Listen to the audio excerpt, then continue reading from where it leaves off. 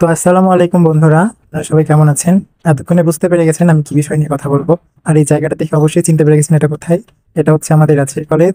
আমাদের রাজশাহীর মধ্যে সবচেয়ে সুন্দর কলেজ হচ্ছে রাজশাহী কলেজ। এমনি রাজশাহী অনেক সুন্দর পরিষ্কার পরিচ্ছন্ন শহর। আর রাজশাহী কলেজের সৌন্দর্যটা রাজশাহী শহরের সৌন্দর্যকে আরো দ্বিগুণ বাড়িয়ে তুলেছে। এই যে দেখেন, এটা আমাদের প্রশাসন ভবন। রাজশাহী কলেজের প্রথমে ঢুকতেই এই প্রশাসন ভবনটা পড়বে।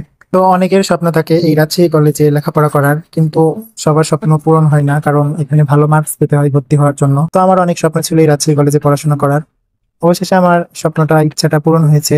তো আমরা লাস্ট ব্যাচ ছিলাম, হয়তো বা আর সেইভাবে কলেজে আসা হবে না, এই জন্য ভাবলাম কিছু স্মৃতি ভিডিও করে ক্যামেরা বন্দি করে রেখে দিই।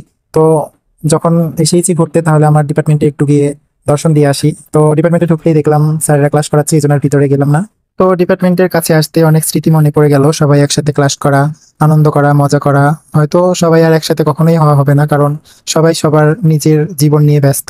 তো আমাদের কলেজের একটা প্রধান সুবিধা হচ্ছে এখানে যারা স্টুডেন্ট এবং স্টুডেন্ট না সবাই কলেজের ভিতরে প্রবেশ করতে পারে এবং ঘুরতে পারে। এটাই হচ্ছে একটা বড় সুবিধা।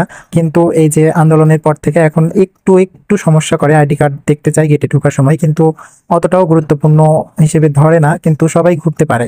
আর রাজশাহী কলেজের সৌন্দর্য দেখে বা ভিতরে ঢুকলে কেউ বুঝতে পারবে না এটা একটা কলেজ, মনে হবে একটা পার্কের মধ্যে ঢুকেছি।